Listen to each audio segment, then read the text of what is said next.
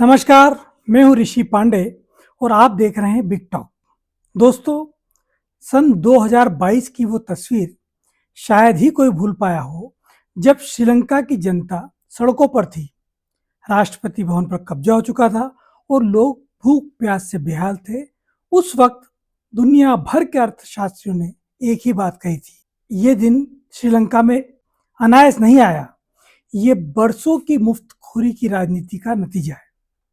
आज 2026 में जब हम भारत के अलग अलग राज्यों की आर्थिक स्थिति देखते हैं तो मन में डर पैदा होता है। पश्चिम बंगाल से लेकर केरल तक और मध्य प्रदेश से लेकर तमिलनाडु तक, क्या हम भी उसी आत्मघाती रास्ते पर तो नहीं चल रहे हैं? आज की इस विस्तृत रिपोर्ट में हम पोस्टमार्टम करेंगे और जानेंगे कि आपकी जेब से निकलने वाले टैक्स का पैसा विकास में जा रहा है या सिर्फ चुनाव जीतने के लिए रेवड़ियों में बांटा जा रहा है। आगे बढ़ने से पहले श्रीलंका को समझना जरूरी है। वहां की सरकार ने चुनाव जीतने के लिए टैक्स आधे कर दिए थे और मुफ्त सुविधाओं की तो बाढ़ ही ला दी थी। जब खजाना खाली हुआ तो उन्होंने विदेशी कर्ज लिया। नतीजा, जब कर्ज चुकाने की बारी आई तो देश के पास दवाइयों और पेट्रोल खरीदने तक के लिए पैसा नहीं बचा था। भारत की स्थिति केंद्र के स्तर पर तो मजबूत है। हमारे पास 700 बिलियन डॉलर का विदेशी मुद्रा भंडार है, लेकिन हमारे राज्य जिस तरह से कर्ज के जाल में फंस रहे हैं वो खतरे की घंटी है। आरबीआई की चेतावनी साफ है कि अगर राज्यों ने अपनी फिजूल खर्ची को नहीं रोका तो भारत के भीतर कई छोटे श्रीलंका पैदा हो सकते हैं। आइए अब उन राज्यों की बात करते हैं जहां चुनाव की आहट होने के साथ ही खजाने के दरवाजे खोल दिए गए। पश्चिम बंगाल लक्ष्मी भंडार जैसी नगद हस्तांतरण योजनाओं पर करोड़ों खर्च हो रहे हैं। बंगाल का कर्ज उसकी जीडीपी का 38% को पार कर चुका है। असम में भी ओरोनोडोई योजना का विस्तार इसी कड़ी का एक हिस्सा है। केरल और तमिलनाडु, दक्षिण भारत के ये राज्य शिक्षा और स्वास्थ्य में भले ही आगे थे, लेकिन अब कर्ज के बोझ तले दब रहे हैं।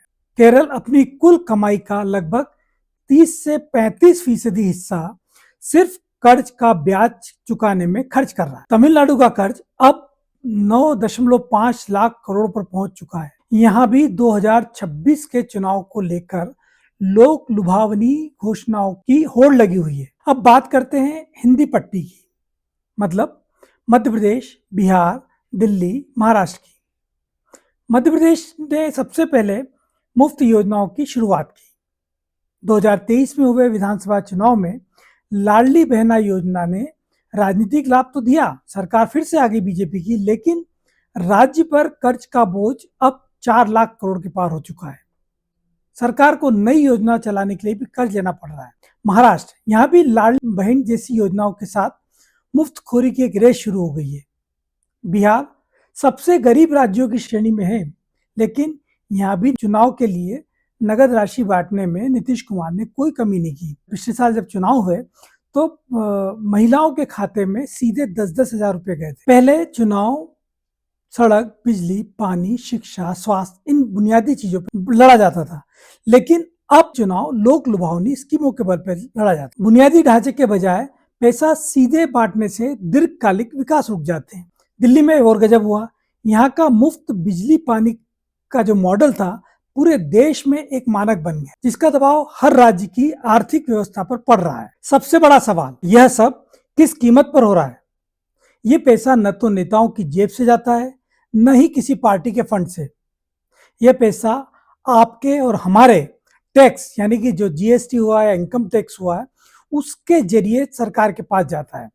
जब सरकारें 1,000 रुपये या 2,000 रुपये लोगों के खाते में बांटती है तो ये चुपके से आपके बच्चों के स्कूल का बजट काट रही है, वो आपके शहर में बनने वाले ब्रिज का पैसा काट रही है, वो स्वास्थ्य सुविधाओं में कटौती कर रही है। इसे अर्थशास्त्र में कैपिटल एक्सपेंडिचर की बलि चढ़ाना कहते हैं।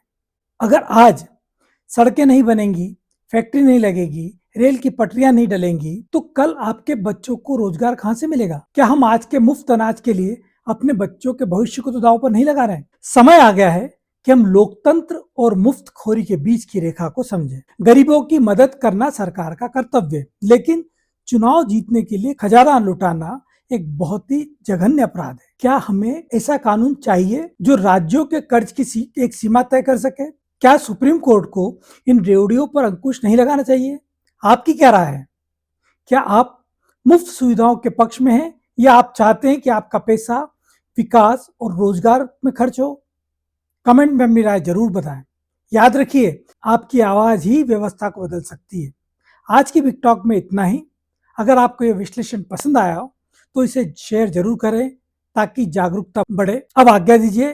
नमस्कार। अगली बार फिर मिलते हैं किसी नए विषय के साथ। जय हिंद।